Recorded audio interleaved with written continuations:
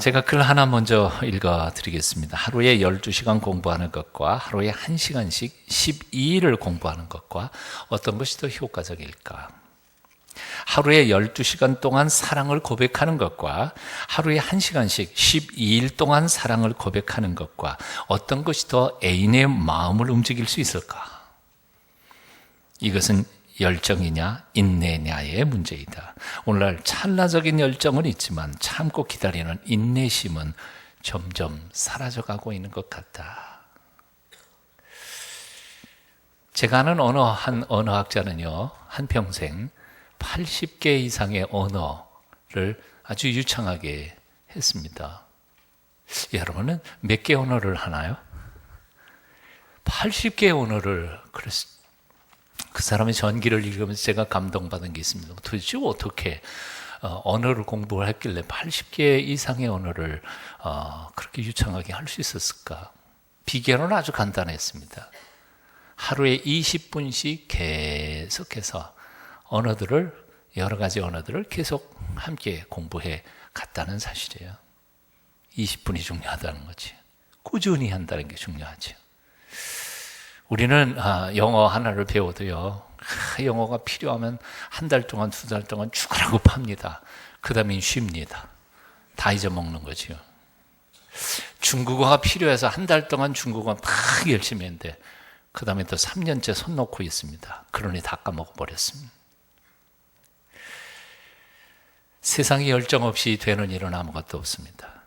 하지만 세상에 열정만으로 되는 일도 별로 없습니다.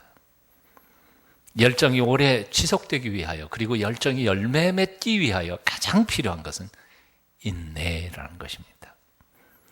청년 시절 베드로는 누구보다도 성격이 급한 사람이었습니다. 그걸 좋게 말하면 열정의 사람이었죠. 패션이 있었습니다. 하지만 그 열정의 사람 베드로가 나이가 들어가면서 성숙해가면서 후배들에게 이렇게 간곡하게 권하고 있는 것입니다. 우리는 믿음 위에 덕을 쌓아야 합니다. 덕 위에 지식을, 지식 위에 절제를, 그리고 그 절제 위에 인내를 쌓아야 합니다. 인내는 바로 신앙 성숙의 네 번째 덕목입니다. 인내란 뭘까요? 철학자 키케로는 물론 크리스찬은 아니었지만 이 인내라고 하는 단어를 굉장히 성경적인 정의를 했던 사람 중에 하나입니다. 키케로는 이렇게 말했습니다. 인내는 단지 수동적으로 고통을 견디는 것이 아니다. 명예와 유익을 위하여 매일 어렵고 힘든 일에 기꺼이 자발적으로 기쁨으로 수고하는 것을 인내라고 말한다. 성경에 나타나는 인내라는 말이야말로 바로 이런 뜻입니다. 그러니까 인내는 수동적으로 내게 주어진 거 어쩔 수 없이, 할 수 없이 그냥 견디어내는 게 인내가 아니라는 거예요. 성경 속에 나오는 인내는 기쁨으로 장차 얻을 놀라운 상급과 그리고 결과를 기대하면서 설레는 마음으로 오늘 기쁨으로 잘 견뎌내는 것, 이겨내는 것, 이게 인내라고 표현했습니다. 그래서 영어 성경에 보면은 어떤 성경은 이 인내라는 말을 patience라는 단어를 사용하지 않고 바꿔서 steadfastness라고 번역을 했습니다. 왜냐하면 그 번역한 이유를 설명을 보니까 patience는 영어 단어 중에서 굉장히 수동적인 느낌을 가지고 있는 단어이기 때문에 적합지 않다는 거예요. 그래서 steadfastness, 즉 견실함, 굳게 딱 움직이지 않고 붙잡혀 있는 이것을 헬라어의 인내에서부터 영어로 번역하면서 그렇게 바꿔놨습니다.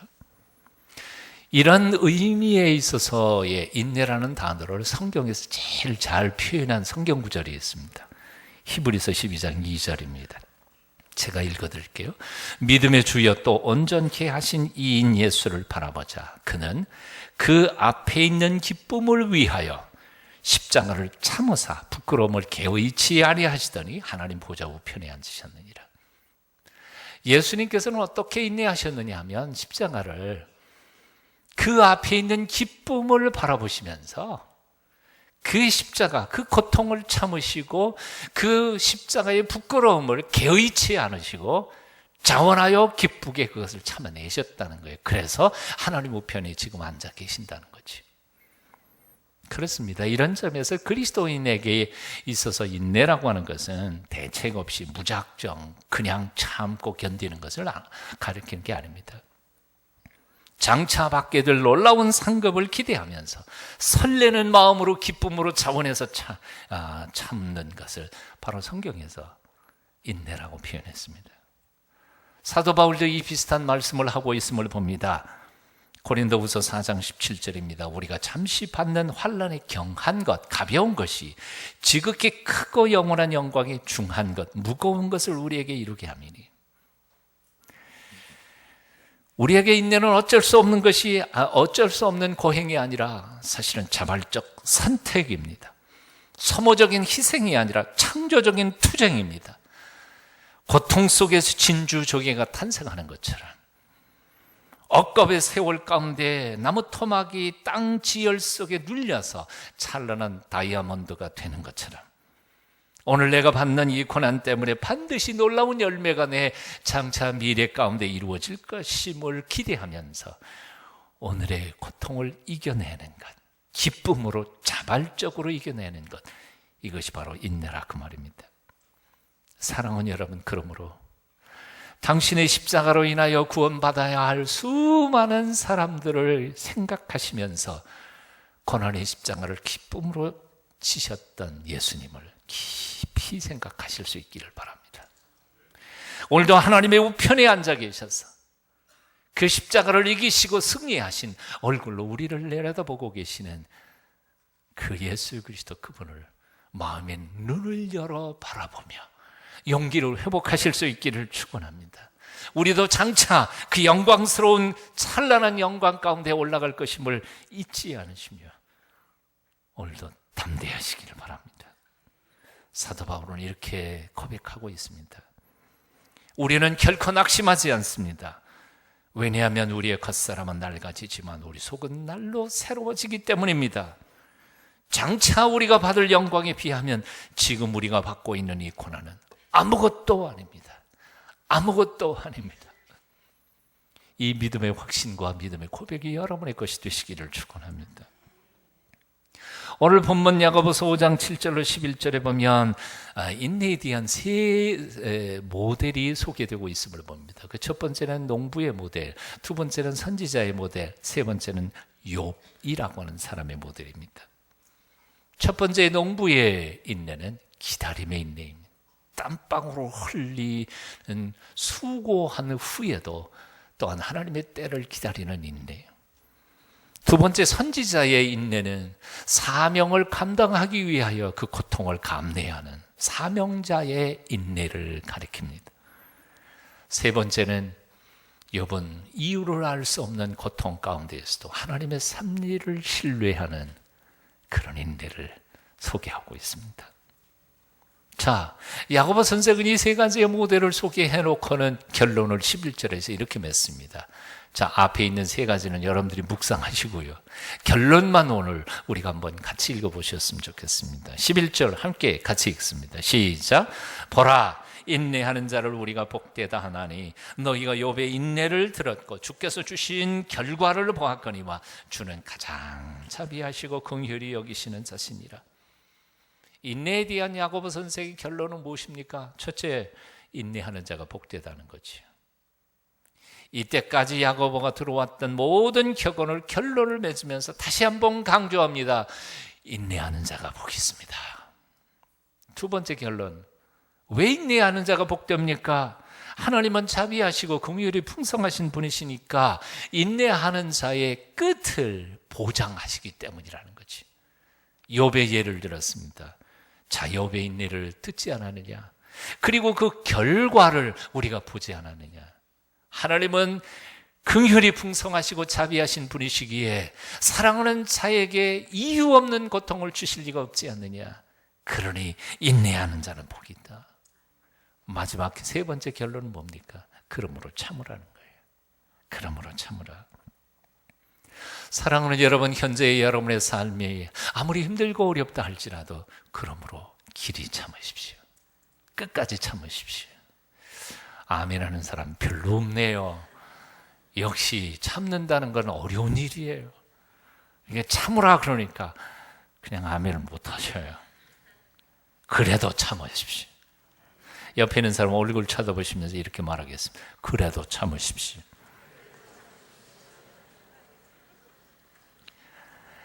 왜 참아야 합니까?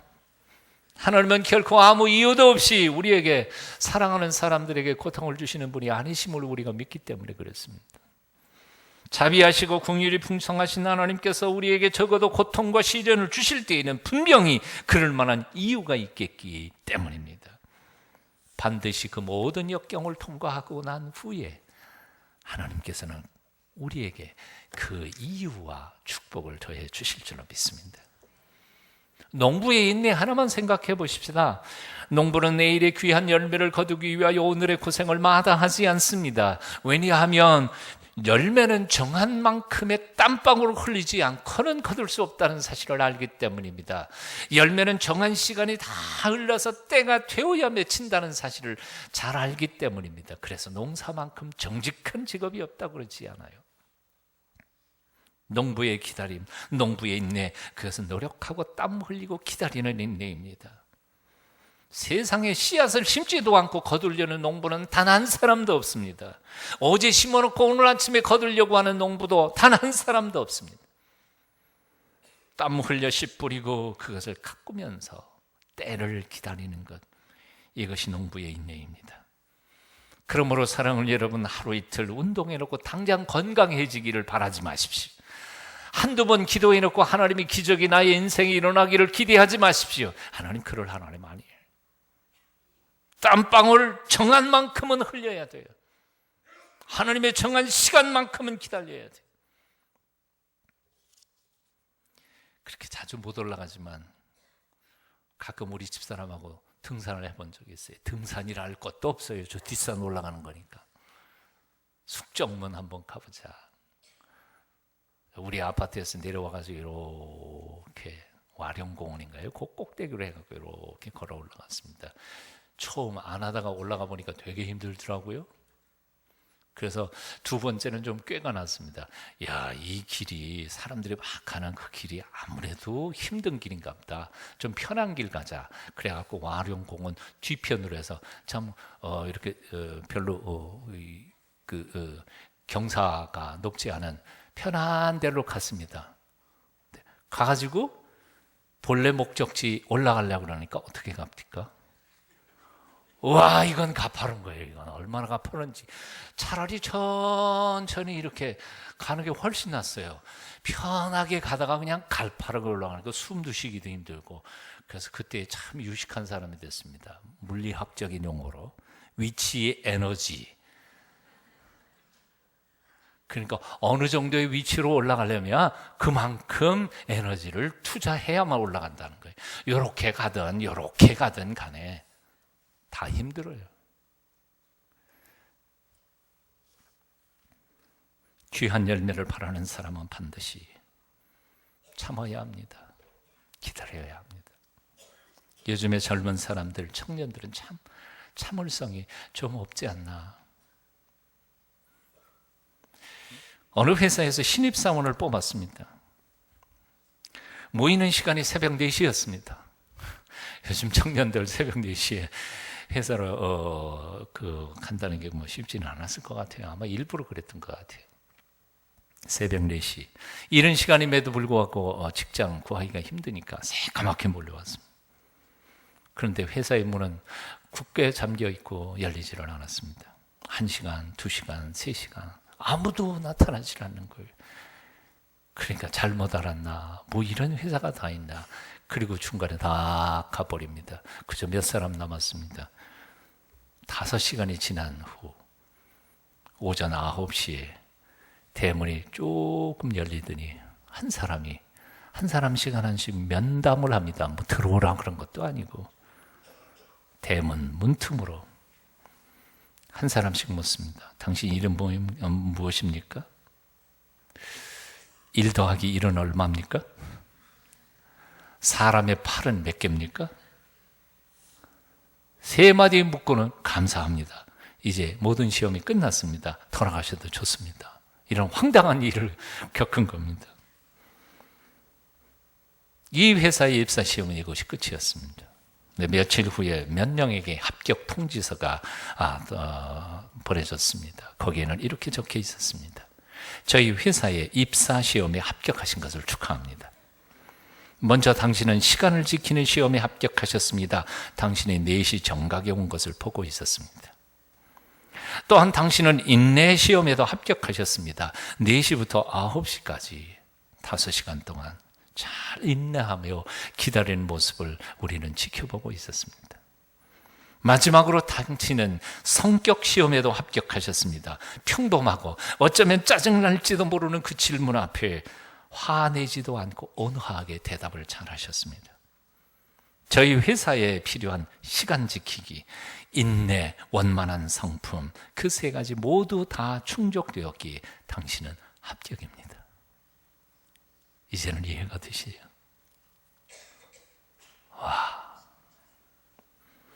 칼빈 콜리지라고 하는 사람은 이런 글을 썼습니다. 세상에는 재능이 많으면서도 성공하지 못한 사람이 많습니다. 세상에는 남달리 교육을 잘 많이 받았으면서도 성공하지 못한 사람도 많습니다. 세상에는 특별한 용기, 대단한 용기를 가지고도 성공하지 못한 사람도 참 많습니다. 왜 그럴까? 이유는 단 하나, 인내하지 못했기 때문에, 참을성이 없기 때문에 그렇습니다. 혹시 오늘 내가 이렇게 어려움을 겪고 있는 것은 바로 그 참을성, 인내 때문에 어려움을 겪고 있는 것은 아닐까요? 우리는 너무 조급한 것은 아닐까요? 프랑스 고급 식당에서 식사를 독촉하는 사람들은 오직 대한민국 국민밖에 없다 그럽니다. 일본 사람들은 식사를 시켜놓고 이것저것 구경하는 재미에 팔려있고, 미국 사람들은 대화를 서로 나누며 프랑스 사람들은 유머를 즐긴다고 합니다. 그런데 한국 사람은 10분만 늦어도 왜 안 나오냐 독촉하기 시작한다는 거지. 블레셋과의 전투에서 사무엘을 기다리지 못한 사울, 직접 자기가 번제를 드리다가 하나님 앞에 버림을 받았습니다. 아브라함은 아들 이삭을 받기까지 25년을 기다려야만 했습니다. 야곱은 고향에 돌아오기까지 20년을 기다렸습니다. 요셉은 아무런 죄도 없이 허물도 없이 소년기, 청년기를 종살이, 옥살이 하면서 살았습니다. 그럼에도 불구하고 끝까지 믿음을 포기하지 않을 때 하나님께서는 그를 총리 대신으로 세우셨습니다. 모세는 40년 동안 미디안 광야에서 냄새나는 양치기가 되어 기다렸습니다. 하나님의 때를. 하나님은 그를 천무후무한 하나님의 일꾼으로 쓰셨습니다. 이사야 30장 18절은 말씀합니다. 그러나 여호와께서는 기다리시나니 이는 너희에게 은혜를 베풀려 하심이요 일어나시리니 이는 너희를 긍휼히 여기려 하심이라. 대저 여호와는 공의의 하나님이심이라. 한번 따라해 보실래요? 무릇 그를 기다리는 자는 복이 있도다. 그를 기다리는 자는 복이 있도다.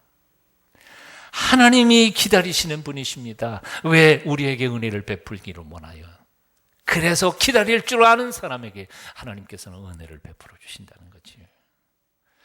욥은 도저히 이유를 알 수 없는 고통 속에서 시련을 당하고 있었습니다.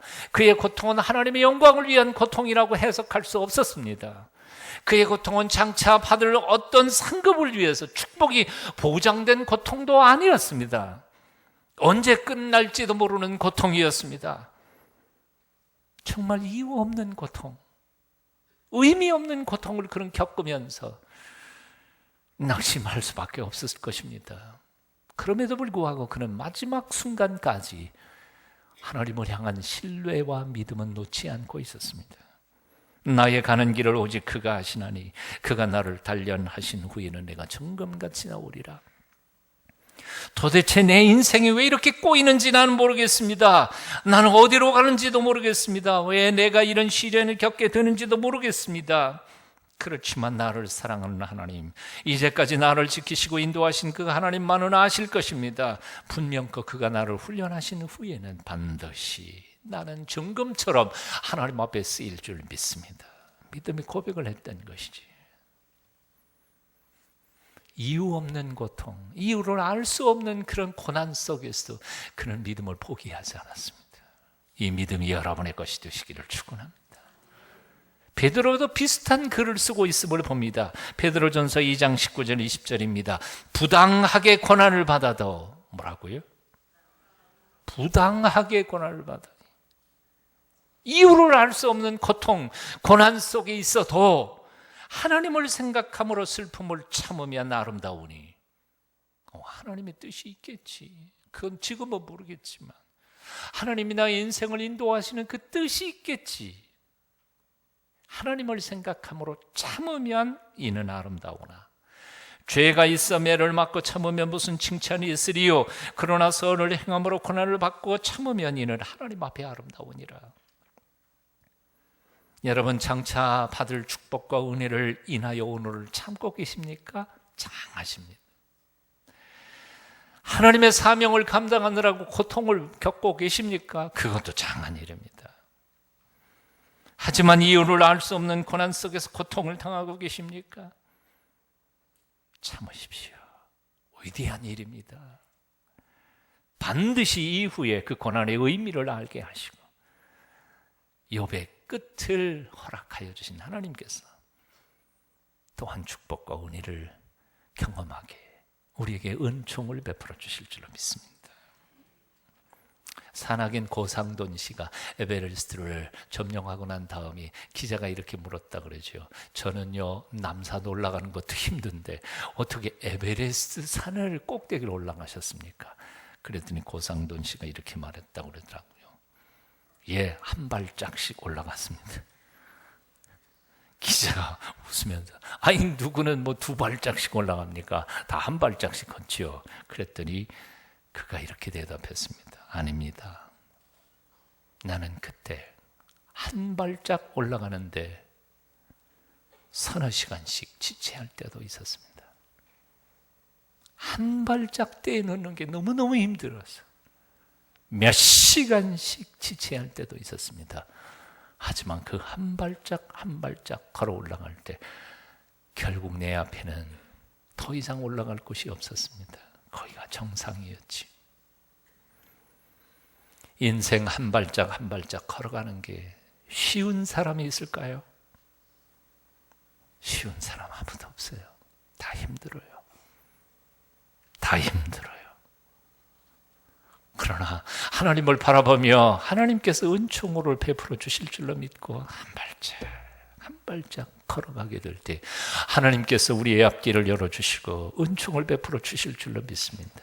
갈라디아서 6장은 그래서 이렇게 말씀합니다. 선을 행하되 낙심하지 말지니 피곤하지 아니하면 때가 이름에 거두리라. 때가 이름에 거두리라. 기도의 사람 조지 뮬러는 기도에 대하여 이렇게 썼습니다. 기도를 시작하는 것도 중요합니다. 기도를 올바르게 하는 것도 중요합니다. 얼마 동안 기도를 계속하는 것도 중요합니다. 하지만 그것만으로는 부족합니다. 우리는 응답 받을 때까지 기도해야 합니다. 끝까지 기도해야 합니다. 이것이 중요합니다.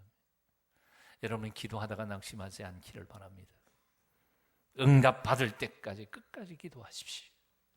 많은 사람들이 자신에게 어떤 약점이 있어서 성공이나 출세할 수 없다고 생각하는 사람들이 있습니다. 어떤 이는 나의 신체적인 결함, 나는 학벌이 좋지 못해서, 나는 가정 환경이 좋지 못한 곳에 태어나서, 나는 지금 돈이 없어서 그래서 나는 성공 못할 거다 하고 생각하는 사람들이 있습니다.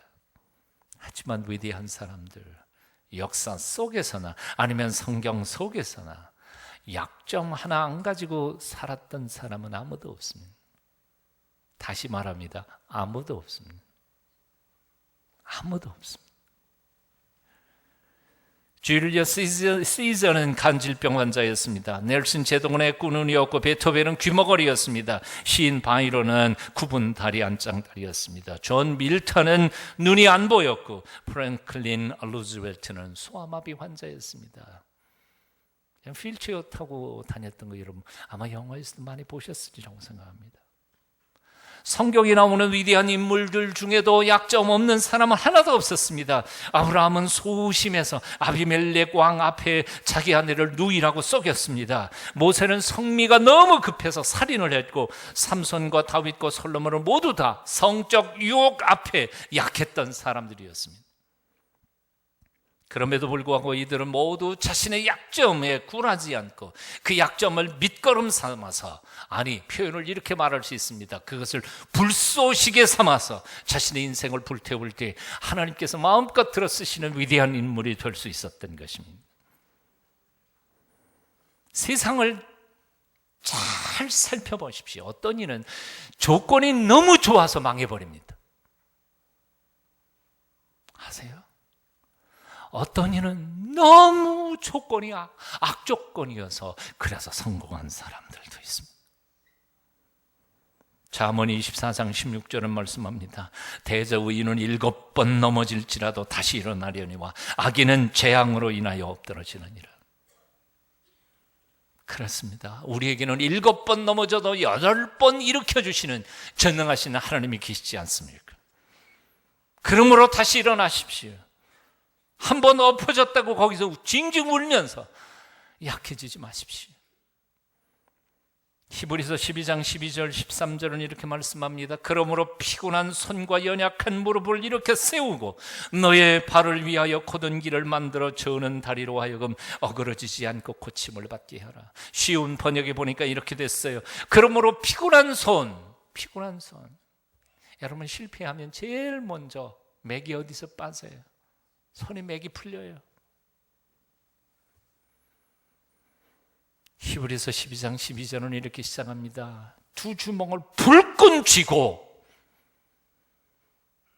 그리고 엎어졌던 무릎, 연약한 무릎에 힘을 주어서 일어나라는 겁니다. 그리고 달려가라는 겁니다. 달려가라는 거예요. 빨리 뛰는 선수가 반드시 1등하지 못합니다. 재주 좋은 친구가 꼭 성공하는 것도 아닙니다. 결국 성공하는 사람은 역경 속에서 포기하지 않고 다시 일어설 수 있는 사람이 꼭 성공합니다. 오늘도 우리 가운데 계신 하나님을 매 순간 바라보실 수 있기를 축원합니다. 그분의 선하심에 항상 머물며 도심을 간구하면서 최선을 다하여 노력하고 끝까지 달려갈 때 하나님께서 기적을 행하여 주실 줄로 믿습니다. 오늘 마지막 글 하나 읽어드리고 기도하렵니다. 나의 교만을 제거하여 주시옵소서 기도드렸더니 하나님께서는 노라 하시며 교만이란 내가 없어주는 것이 아니라 내가 포기하는 것이다 말씀하셨습니다.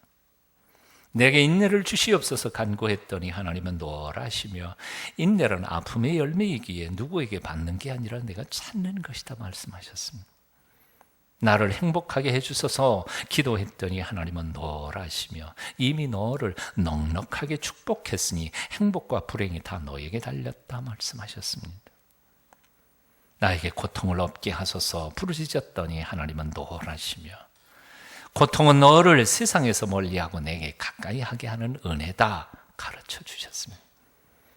하나님, 주께서 나를 사랑하신 것 같이 남을 사랑할 수 있는 능력을 주소서 하고 기도드렸더니 하나님께서는 미소를 띠시며 이제 겨우 내가 나를 기쁘게 하는 기도를 배웠구나 하고 말씀하셨습니다. 기도하겠습니다. 죽어마땅한 죄인 우리를 살리기 위하여 기쁘게 골고다를 오르신 주님, 앞에 있는 기쁨을 위하여 고난의 십자가를 참으신 주 예수님, 우리에게도 그 믿음을 주시옵소서. 예수님의 이름으로 기도합니다.